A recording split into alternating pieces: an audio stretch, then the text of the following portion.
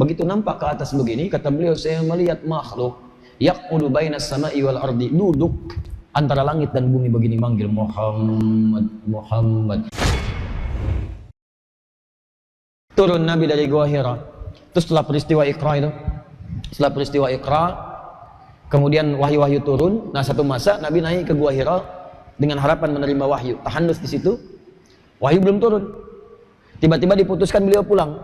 Saat turun dari Gua Hira itu di pertengahan tiba-tiba ada panggilan, Muhammad, Muhammad.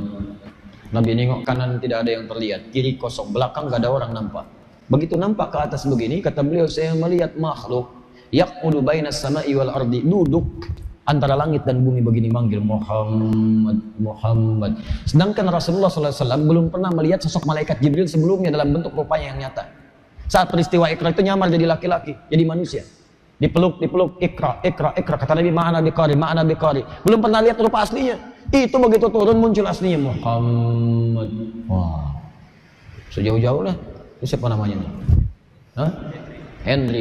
Henry itikaf di Al-Azhar, jam 2 pulang keluar.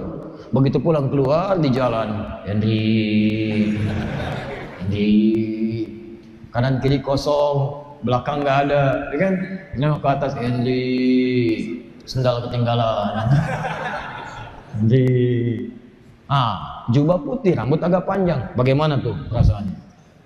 Udah nggak pakai perasaan, lari dia. Nggak pakai perasaan. Makanya di hadisnya disebutkan faru'ibtu minhu. Saya takut, kata Nabi, sampai bulu kuduk naik. Ru'ibtu itu bulu kuduk naik, tapi masih bisa mengelak, masih bisa lari, bisa menghindar.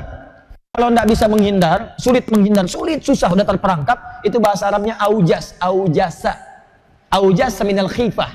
Makanya Nabi Ibrahim, kakek buyut Nabi yang ke-30, kakek Nabi yang ke-30, Nabi Ibrahim, itu pernah kejadian serupa juga. Tapi Nabi Ibrahim nggak bisa menghindar, diabadikan di Quran surah 51 Ad-Dariyat ayat 24 sampai ayat 30. Ya, bagaimana keadaannya? Hal ataka haditsu dhaif Ibrahim al-mukramin. Apakah Anda pernah dengar kisah Nabi Ibrahim yang memuliakan tamu-tamunya yang datang di malam hari? Idz dakhalu alaihi faqalu salama. Ketika mereka minta izin pamit mengucapkan salam, izin datang masuk, ketuk pintu mengucap salam, assalamualaikum, assalamualaikum. Ya, antum dah malam-malam 1:30 ada yang ketok pintu, assalamualaikum, assalamualaikum. Dijawab enggak? Jawab. Hukum menjawab salam wajib. An-Nisa 86. Wa idza hayyitum bi tahiyyatin fahayyu bi ahsana minha. Jawab wajib. Mengucapkan salam sunnah, menjawab wajib. Assalamualaikum, waalaikumsalam. Assalamualaikum, waalaikumsalam. Assalamualaikum, waalaikumsalam. Buka dong. Enggak. Nabi Ibrahim tidak. Qala salam, waalaikumsalam warahmatullahi wabarakatuh. Buka, begitu dibuka nampak orang asing. Agak banyak qaumun munkarun. Saya enggak kenal orang ini. Asing, kalau asing bukan penduduk sini. Kalau bukan penduduk sini berarti menempuh perjalanan jauh. Kalau menempuh perjalanan jauh berarti lelah. Kalau lelah berarti tidak boleh saya banyak tanya. Dipanggil ke dalam, diminta istirahat duduk. Faragha ila ahlihi faja'a bi'idlin samin. Kembali ke dapur, tanya pada istri tercinta Sayyidah Sarah, kita punya kedatangan tamu sekarang malam ini, ada enggak menu terbaik untuk menjamunya? Kata beliau, susah, enggak ada stok makanan. Pergi ke belakang melihat ada anak sapi lembu, masih sempat nyembelih bikin gulai malam-malam memuliakan tamu. Hal yang mustahil untuk dikerjakan oleh orang biasa dikerjakan oleh Nabi. Jamu tamu, ikramid dhaif. Begitu sudah selesai, faqarrabahu ilaihim, maka didekatkan, dihidangkan kepada tamu-tamunya. Masya Allah, begitu dihidangkan Nabi Ibrahim ikut duduk begini, tapi tamunya dilihat gak nyentuh makanan, dilihatin aja. Kata Nabi Ibrahim, qala ala ta'kulun, kok gak dimakan? Diamati dari atas ke bawah, Masya Allah, rambut agak panjang, jubah putih sampai ke bawah, kaki dilihat tidak napak ke lantai. Karena malaikat tidak makan, dia tidak minum, dalam urusan dunia tidak ada, nggak napak. Antum deh, kalau udah begitu tuh, depan kita malam-malam berhadapan begini, kaki nggak napak ke lantai, rambut panjang, jubah putih. Pertanyaan saya, maaf ya, bagaimana perasaan antum? Kalau takut pada saat itu, udah nggak bisa lari, di situ aja paling begini, nggak bisa lari. Takut yang tidak bisa mengelak disebut aujas, makanya bahasa Qur'annya fa'aujasa minhum khifah. Maka beliau merasakan takut dari mereka, tapi udah nggak bisa ngelak. Qalu la takhaf, mereka berkata kamu jangan takut. Wa basyaruhu bi ghulamin alim, karena kemuliaan memuliakan tamu pada amalan yang tidak bisa dikerjakan oleh banyak orang, maka Allah pun hadiahkan sebuah hadiah besar yang hadiah itu mustahil bagi banyak orang. Ini rumus dalam Al-Quran. Jika Anda membutuhkan satu kebutuhan yang mustahil menurut banyak orang, maka kerjakanlah amalan-amalan yang jarang dikerjakan oleh banyak orang.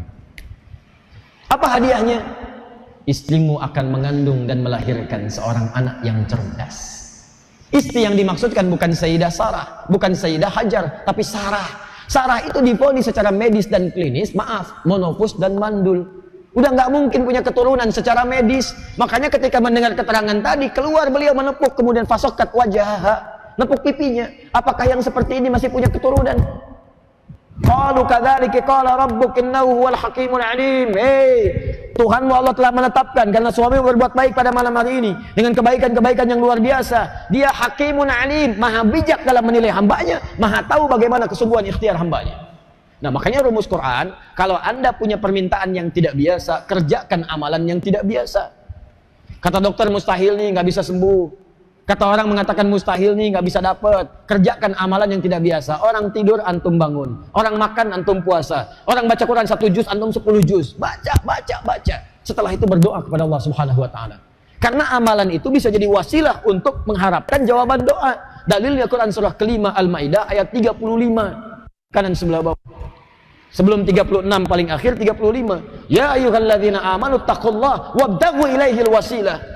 Hei orang-orang beriman, tingkatkan takwamu kepada Allah dan cari wasilah untuk memohon. Di antara wasilah itu amal soleh. Boleh antum setelah beramal soleh minta kepada Allah dengan amal soleh itu, boleh, sah. Seperti di Al-Bukhari pernah saya sampaikan, kisahnya panjang sekali. 3 orang itu yang pernah kejebak di gua. Ya, kita pernah dengar kisahnya. Jalan-jalan turun hujan, mampir di gua, begitu masuk datang batu kan, batunya nutup, didorong-dorong nggak bisa keluar. Berat. Apa yang mereka lakukan? Tawasul dengan amal soleh. Yang satu bertawasul dengan sebagai seorang pengusaha yang memberikan gaji sempurna kepada pegawainya.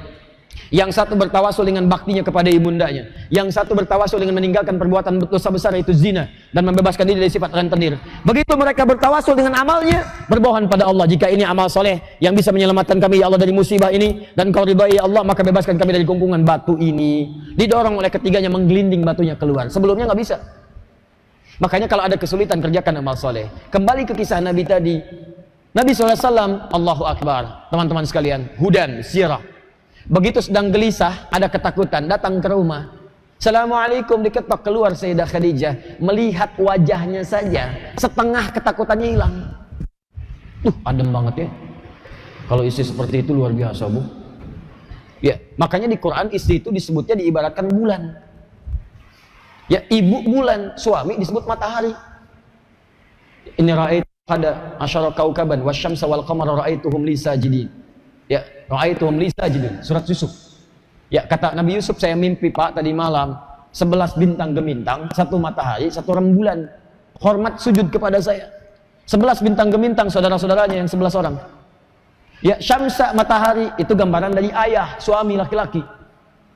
Qamar itu gambaran dari ibu, perempuan, istri kalau untuk suami. Di laki-laki itu mesti menjadi seperti matahari. Apa tugas matahari? Menyinari. Di sinar itu ada kekuatan. Di sinar itu bisa mengeringkan pakaian yang basah. Maka suami seperti matahari, berikan kekuatan perlindungan kepada istrinya. Qawam namanya. Quran surah 4 ayat 34. Ar-rijalu qawwamuna 'alan nisa. Sengat yang mengganggu keluarga, sengat tuh. Dengan izzah yang paling mulia. Kalau ada masalah di istri Anda mengalir air matanya, keringkan air mata di pipi Anda dengan kalimat-kalimat yang terbaik.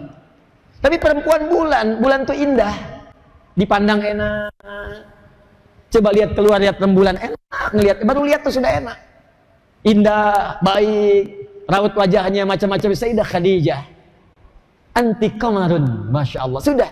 Kalau dalam bahasa Arab ada tashbih. Ya, anti kal qamari fil jamalah. Kamu itu bagaikan bulan dalam keindahannya. Tapi kalau di luar, dibuang kemudian ada itu tasbihnya, dibuang kemudian wajah syibahnya, langsung dimunculkan anti qamarun. Bulan ini adalah Anda, indah dalam akhlaknya. Cantik itu bisa relatif, Pak. Kalau jelek mutlak. Ya. Tapi kecantikan akhlak itu paling indah.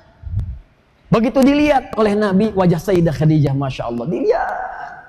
Assalamualaikum dibuka, setengah gelisah hilang. Kalau begitu tentram kehidupan rumah tangga. Coba cek ya. Antum pulang dari kantor tuh, Masya Allah, banyak masalah. Dibuka sama istri. Assalamualaikum, waalaikumsalam. Dilihat istri. Wah, tambah masalah misalnya ya. Itu berarti belum nyampe. Tapi kalau tenang hati ini, Masya Allah, setengah gelisah hilang, mirip-mirip Sayyidah Khadijah, tinggal dipoles. Ibu belajar, keluarkan bagaimana kehidupan Sayyidah Khadijah, bagaimana berkhidmat kepada Nabi SAW. Jangan ditukar.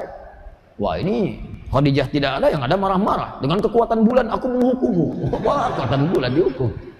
Bahaya juga tuh. Nggak ada suami takut istri. Nggak benar. Ya, nggak ada suami takut istri. Saya pernah dengar cerita itu. Satu kali di kampung dikumpulin sama ketua RT-nya. Yang takut istri pindah kanan saya. Yang nggak takut kiri saya. Masya Allah, semua ke kanan Pak. Kecuali satu ke kiri dia. RT-nya bingung. Anda nggak takut sama istri? Iya Pak, saya sama istri saya disuruh ke kiri. Saya sama istri saya disuruh ke kiri. Takut juga.